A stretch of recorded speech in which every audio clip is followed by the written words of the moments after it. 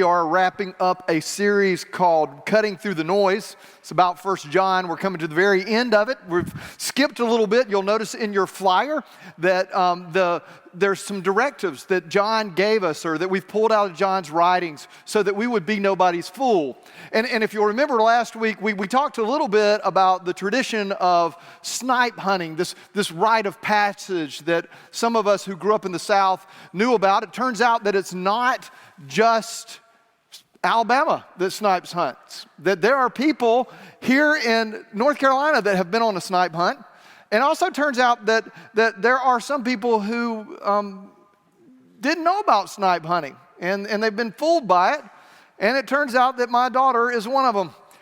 We got a text Tuesday after she had listened to the sermon, and it basically said this: I learned about snipe hunting a couple of weeks ago, except for the secret part. ... I wish I had listened to your sermon sooner. Turns out that the snipes in northeast Alabama, where Ashton lives, are pretty aggressive. They can't hunt them with bags. They hunt them with 5-gallon buckets, which Ashton says is nice because you can sit on the bucket while you're waiting for the snipes to be shooed towards you. Now, why did I tell you that story? The reason I told you the story last week, and the reason I bring it up again, is because I'm your pastor. It's because I love you. It's because I don't want anyone to make a fool out of you. I want no one to be fooled. Why did John write this letter? Because he didn't want anybody to be fooled. He did not want his next generation to be deceived. So he said things like, let no one deceive you, or I'm writing this so you won't be deceived. Test the spirits. Because he knew that he was at the end of an age. The age of the apostles, the sun was setting on it. He was the last man standing, and he was desperate for the next generation to know Jesus and to move the way of the church forward, which was Jesus. And so he writes these last 6 words: keep yourself from idols. And what he's telling us, and what he's telling us this morning, all of us this morning, is our 5th directive. It's just simply to be watchful. But these words, these 6 words, they don't seem to fit in our world anymore, right? I mean, we're not going to ride down the road and see a statue to Molech. None of us have Asherah poles in our house. We're not worshiping Chuck Mole, or we're not worshiping Zeus or Vulcan. That's not it. It doesn't seem to work in today's society. It seems a little abrupt, and it seems a little absurd. You need to understand that in AD 90, when he's writing this to the people that he's writing it to, it's not very much more absurd to them than it is to you. These are Jewish people. They were distinct among the people of the world for not having idols. They didn't have idols. They didn't want idols. They ran from idols. So why would John write this to them? And there were some in their midst that had come out of the Greco-Roman world that was a pantheon of idols and gods. But those guys, they had stepped away from that. They didn't want that either. So why would John say, little children, keep yourself from idols? Because the idols were changing. They were shifting. Every age, the idols dawn that are different. And for John, and for the next generation of believers, it was the idols that was more of it was idols that were more like an ideology. This idea that Jesus could be Jesus and somehow not be the Christ. And so what are our idols today? What does it look like for us today? Could we have idols? Is there something that we need to be watching for and be watchful for that could come into our life and take over our life and be an idol for those of us who follow Jesus? I think there is. See, anything you run toward to get your deepest needs met other than Jesus, it's an idol. It is an idol. And the second one's like it. Anything you run to, anything you claim as your deepest identity other than Jesus, it's an idol. So where are you running? Where are you running to get your deepest needs met right now? What are you claiming as just who you are, as your deepest and your core identity? Is it anything other than Jesus taking that place? I can tell you how to recognize idols in your life. And I can tell you how to avoid them in the future. But none of that is going to be any good unless you're willing to ask those two questions with incredible honor. Incredible honor. You're going to have to ask those questions honorably. Is there anything that I'm running to in my life to get my deepest needs met other than Jesus? And is there anything that I'm claiming as my deepest identity other than Jesus? If you're not willing to honorably ask those questions, you might as well go asleep for the rest of the sermon. That's fine. Won't offend me. Because what we're about to do is I'm about to show you what idols look like and what they'll do in your life. And then we'll talk about the hope there is for us to keep running toward Jesus. First thing you need to know about idols is that they're insidious. That the more we try to control the idols in our life, the more those idols are going to control us. We'll think we're in control, but they're actually controlling us. Idols are insidious. And we'll return to that in a moment. Second thing you need to understand about idols is that you will fight to defend your idol. If you've come to the place where it is somehow you think it's meeting your deepest need, and oh boy, if it has become your identity, let me tell you something, you will go down fighting for it. And you won't care who you hit, and you won't care who you hurt. And the brutal thing about an idol is the people that you will ultimately hit and ultimately hurt are the people that are closest to you. And you'll also hurt yourself. You'll fight for it. You got to fight for it because no one else is going to fight for that idol but you. And this stands in stark contrast to following Jesus. Because see, when you begin to follow Jesus, there's a strife that comes out of you. You begin to understand, just like Moses did, that the Lord will fight for you. That you have only to be silent. That you don't have to fight for it. That He works in your life. But if you're fighting for an idol, it's going to ultimately make you sick. It's going to be the thing that keeps you awake at night. I've seen men so engaged in their idol that they begin to develop heart problems. They begin to develop stomach problems. It makes them sick. I've seen people addicted to substances in such a way that it just would, it's amazing. And you'll fight for it. Go back to that point for just a moment. Have you ever stepped in between someone and their idol? It is like stepping between a mother bear and her cubs. I can remember being with a friend of mine who was always a pleasant person. It was in a social setting, and he had drank, maybe just been a little overserved, let's say. And I spoke to him about it. And this fun, loving, kind guy came after me. The fire in his eyes. See, he thought he was controlling it, but it was controlling him. He was ready to fight for it, and he didn't realize it had made him sick.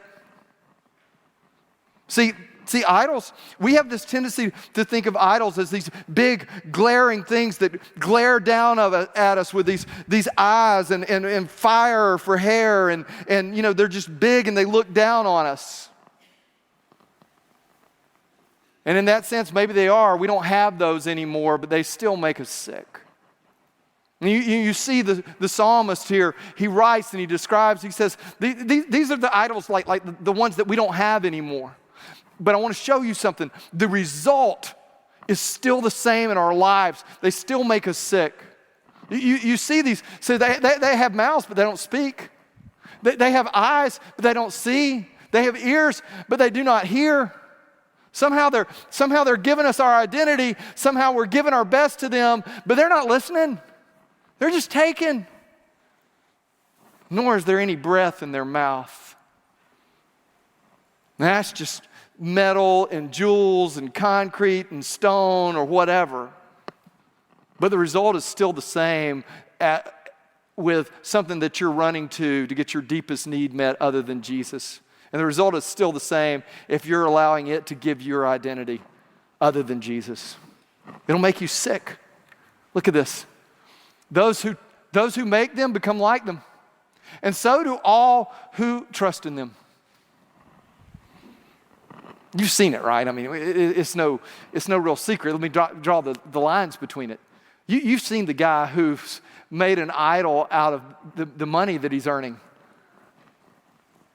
And as he gets older, he becomes as cold and calculating as the cash that he's accumulated. It's become like it. You've seen the person hit rock bottom as they fall asleep, and they're as empty on the inside as the bottle that they have just emptied that's sitting on their lap. Our idols will become just like them.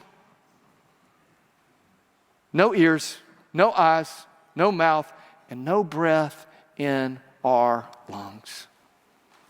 Idol, it'll claim our identity.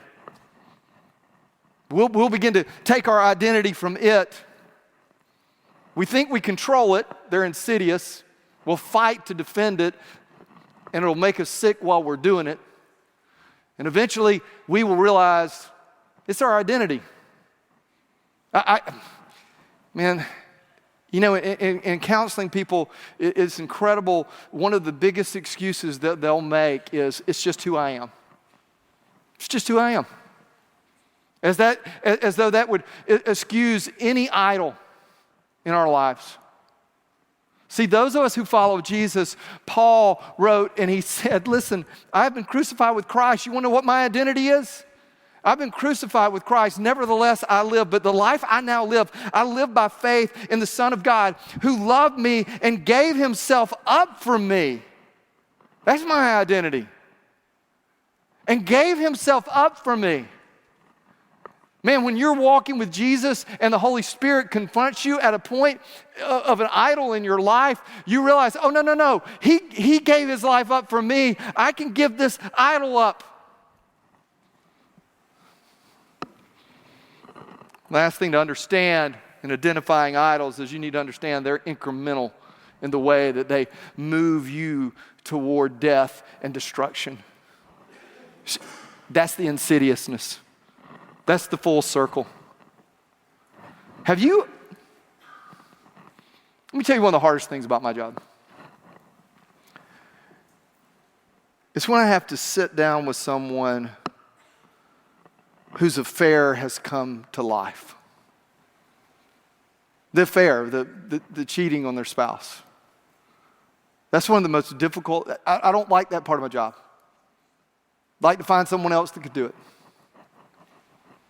I'm telling you, walk into that room, you walk into that living room, or they walk into your office, and it is like walking into a house that has been burned to the ground, and the smoldering is still happening. The embers are still red, and they're the ones that have lit the match. And they sit there metaphorically, as if with smut on their hands and tear streaks running down the smut on their face. And they begin to walk through it, and they begin to tell me, he would just come by my desk, and he would give me a look, and I'd kind of look back. And then, he would stop and talk, and we would, I guess it was flirting. I would reciprocate, but you got to have a good sense of humor, right? It's an office, I don't want people to know. And yeah, we were working late, and it was just a hug. It was just a hug, nobody else was around. Hugs don't hurt, And then it was, we had this conference we had to go to. And then, what was happening?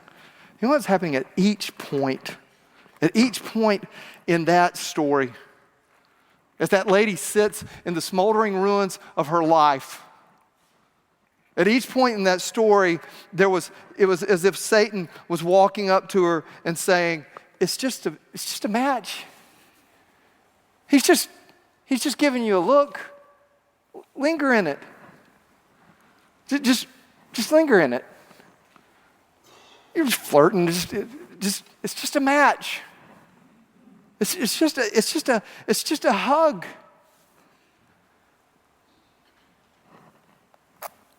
It's just one time. It's just one time.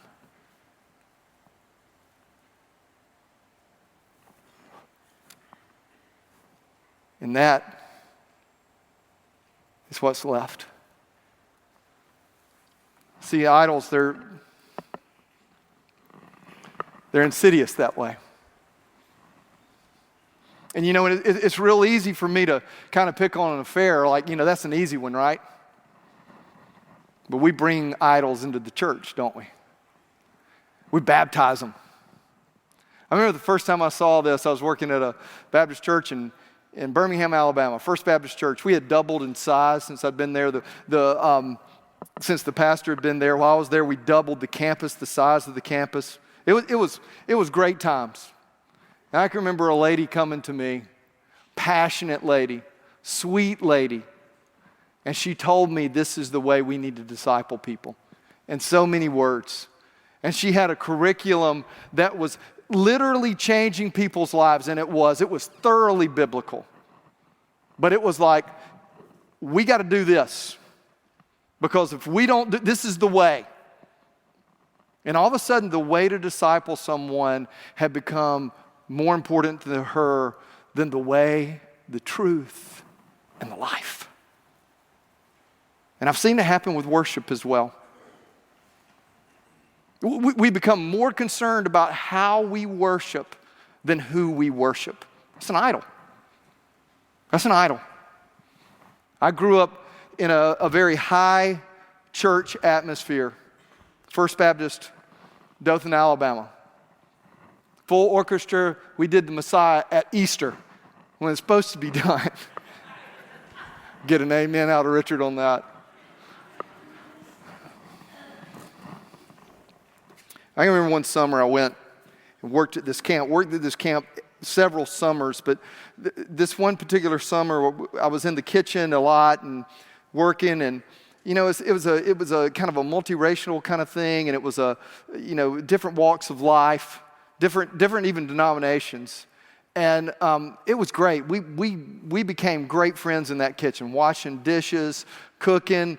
No air conditioning in the timberland of Mississippi. It was tough, and we had so much fun. We laughed together. We told jokes together, and we were from just different walks of life all together. And I can remember one day, one of the kids, and I think he may have been from our church, started telling a joke. And the joke was about a country church and about the people in the country church.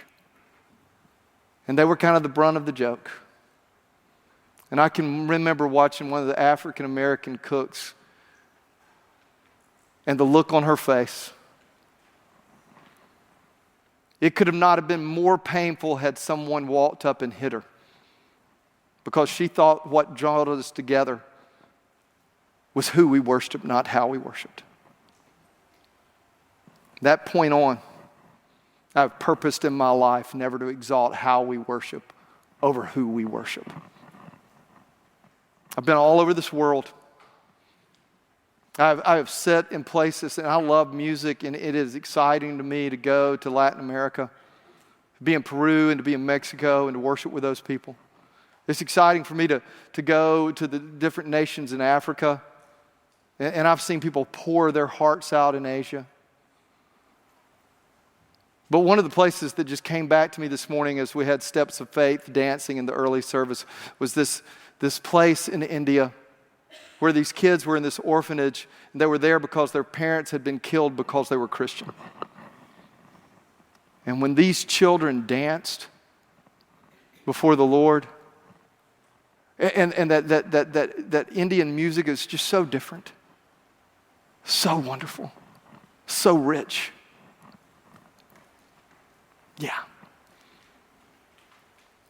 I'm grateful for a church that worships in a grand sanctuary like this, where I grew up, where my mom taught me to read the hymnal, where holding a white Broadman-pressed hymnal, I sang for the first time in my life, Because He Lives. Oh, not the first time singing it, but the first time singing it and realizing that's why I can face tomorrow. Even though my mom's got cancer, that is why I can face tomorrow. I'm so thankful for a church that has both styles of worship, because it keeps us honest and it keeps us from the place where we never bow to the worship idol instead of who we worship. And so how do we do it? How do we step away from whatever idol is calling us, whether it's the idol of materialism, whether it's the idol of something inside of the church, that this is just the way we do it? Man, I got to tell you, I've never shared this publicly, and I shared it in the last service, so I'll share it now. I'll just be super vulnerable. For several years, kind of in the prime of my life, I worked for one of the largest churches in America. And we were growing. We were one of the fastest growing churches in America. And it became part of my job to teach people how to do church the way we did it. I mean, like, get on planes and go teach people. And I didn't mean for it to become an idol. But somewhere along the way, I began to think that the way we did things were just the way they should be done. And it wasn't until 6 months, I'm embarrassed to say this, it was 6 months after God called me to another church that I realized I'd made it out an idol out of how we did church. And I'd fight for it. One of my best friends to this day is a guy named Russell, and he tried to tell me, and I would not hear him. Let me tell you something. Anything you lift above Jesus to get your deepest needs met or bring your core identity from, it's an idol. Don't let it happen to you, because it'll suck the joy out of you. It'll make you sick. So how do we avoid them? Here's the hopeful part. We do what John says. All through this book, he is telling us, you live in the light. You live in the light. You live in truth. That's what you do. You do that. And you can know it's an idol. You can know it's an idol if you're having to do it in secret and in silence and in hushed tones. I don't care if it's gossip or pornography. It's an idol if you're having to do it in hushed tones. But with Jesus, we can live just wide open. We will begin to value what matters most. As we run toward Jesus, we value what matters most. Jesus said, where your treasure is, your heart will be there also. That's where your treasure is. See, idols are always a heart condition, and you can know what your heart condition is through three things. This is like a little mini sermon inside of the sermon. All right? Time. It's where you're spending your time. You got about 24 hours. 8 of them you need to sleep. Some of you with young children, like, you're thinking, that'd be nice. Yeah. 8 hours we're going to work. What are you doing with the other 8? It's going to tell you your heart condition. Your treasure. Where you spending your money. And not just your money. It has to do with your talents as well. Like your abilities, the advantage that God has given you. What are you doing with that? It'll reveal your heart, your thoughts. Like, what are you thinking about? And how are you coming against those thoughts that exalt themselves above the knowledge of Christ? How are you tearing them down? How are you praying against them? Hey, those thoughts, like we're headed into Thanksgiving right now. And some of you are having these thoughts, and it's this imaginary conversation. You know what I'm talking about? Yeah, you do. It's this imaginary conversation you're having, and you're seeing yourself already at the Thanksgiving dinner table, and that person who's in your family or married into your family who gets on your very last nerve, you know what she's going to say, and you're ready with what you're going to say. Yeah, you're picking up what I'm laying down. Tell you what your heart looks like. Guard your heart, for from it flow the springs of life. Treasure what matters and what will matter forever. Look, Jesus and people, they're the only thing that's going to matter forever. Treasure that. Last thing, actively run to Jesus. Actively run to him. And here's a simple way that you can actively run to him, just to gauge how you're running toward him. We're going to do a series in January called Becoming, and it's going to be about things you can do to become more aware of Jesus and more like Jesus. But for right now, let me just give you this. This verse, Galatians 5:22. This is what it looks like when the Spirit of God comes in a person. The fruit of the Spirit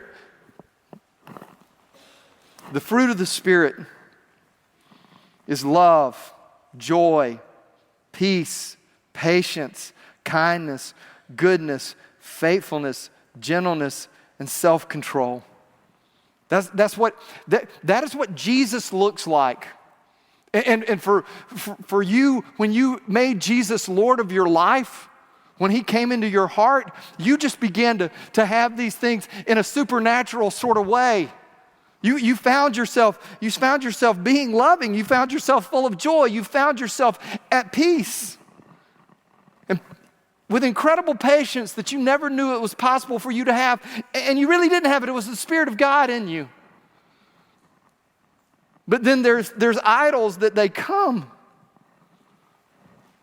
Paul called them the works of the flesh.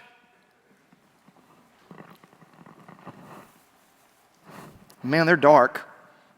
I tell you, there's light coming. Just stay with me, but just understand that if this is what you're running towards, you're running away from Jesus, you're running away from the Spirit that he's placed in you. There's an idol somewhere there, sexual immorality, impurity, sensuality. There it is, idolatry, sorcery, enmity, strife, jealousy, fits of anger, rivalry, dissensions, divisions, envy, drunkenness, and I will not read the last one. And it's interesting to me that, you look at this and we like to step all over the sexual immorality thing, and we like to talk all about the drunkenness thing, but in the middle of it, those are the things that rip our families apart. It's the rivalries and the dissensions and the divisions. And so as we end today, I've asked Sarah Barefoot created something for us. She's our worship assistant. And she created a word cloud. And I'm going to just ask Jenny to play the piano for just a minute. And this is an invitation, but it's not an invitation to come down front right yet. It's an invitation for you to just look at where you're headed. I want to show you the two word clouds that Sarah created for us. And just to simply ask yourself in your heart, just in a moment of silence, as the music plays, are you running hard after Jesus? Or are you running another direction? I don't know if you've ever seen a word cloud before, but what Sarah did was this: is she just let the words fall on the page again and again. The words of idolatry, strife. Let me tell you something. If you've got an idol in your life, you are going to strive. You're going to strive and grab. You're going to just be grabbing for it and grabbing for it. And there's going to be so much strife. And not only is there going to be strife in you, there's going to be strife around you.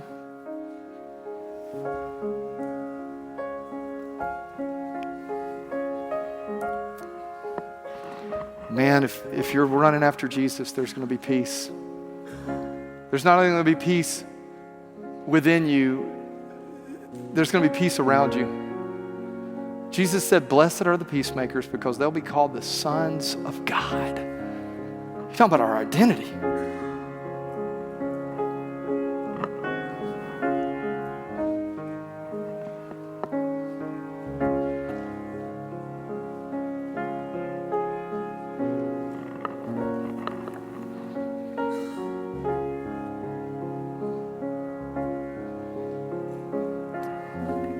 Look, teenagers, I know what it's like to feel powerless. And you think by causing some rivalry in your family, sowing division in your family, that gives you a sense of power. And you're cocked and ready to do it this Thanksgiving. But please understand, division, dissension, rivalry, that's the work of Satan. Don't join him in it. Don't do that. One of the hallmarks of being a mature adult is the way you create peace and not division.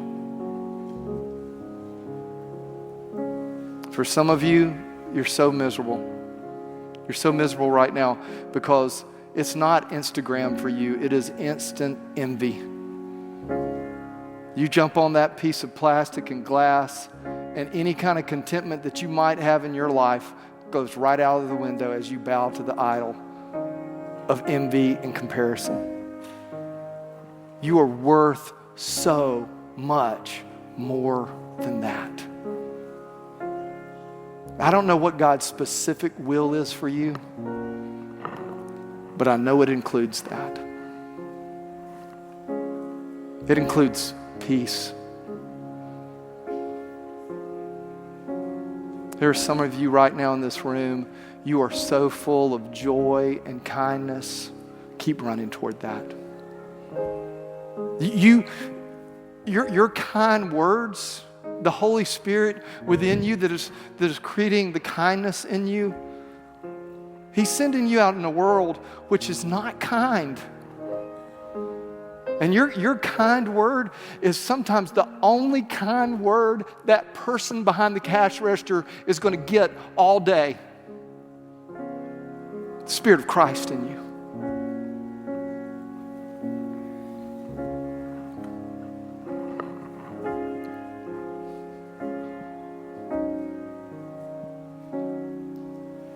Patience. Just let God work. It's hard for you to be patient right now, but just let Him work. And for some of you, man, you are so faithful right now. You have been so faithful with what God has given you to do. And it's changing people's lives. So faithful. And look, teen, I know that sometimes the world out here, they're telling you to do this, and it's very hard. In your job, in the industry that you work in, it's tough because everybody else is going in a different direction, and it's like you're swimming upstream and people are throwing rocks at you. Stay faithful. You know God's proud of you. Do you know He's proud of you? Like He's in heaven with His angels and He's calling around and says, you see how they talk about Him behind His back, but He keeps on going? You see how they shut her out of her friend group, but she's staying faithful? I'm so proud of her. And you think, God's proud of us? Oh yeah. Yeah, He's proud of you for your faithfulness. He honors you. He is going to honor you for your faithfulness. Oh no, Blake, God doesn't honor us. We honor Him. That's the whole point of worship. No. Check out the end of Psalms 91. God's going to honor you. He is a rewarder of those who seek Him. Seek Him. He rewards you. And some of us that are older, we stopped hearing that people were proud of us a long time ago.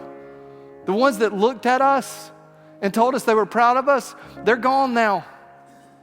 But I want you to know, your God is proud of you.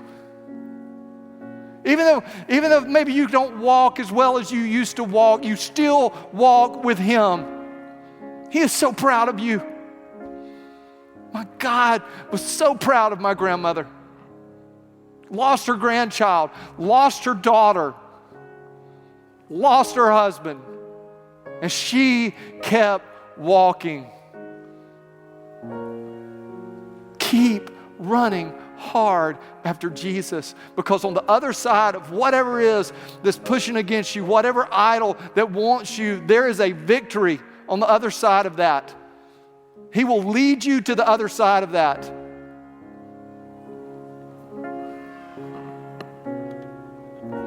I'd rather have Jesus. You want to sum up this sermon? It's I'd rather have Jesus. Richard chose this song because that's what we're about here at Snyder. The world would come with us all kinds of idols, and we're going to keep saying no. I'd rather have Jesus. If that's you this morning, and if you've never given your life to Jesus, I pray that you'd make it your way down these aisles right now. Susie's down here. I'm down here. We would love to talk with you. Susie's one of our ministers, our minister of missions. We'd love to talk to you about your relationship with Jesus. If you know now, if you know this morning that this is the church you're supposed to partner in the gospel with, come join us now. Let's stand and sing, I'd rather have Jesus.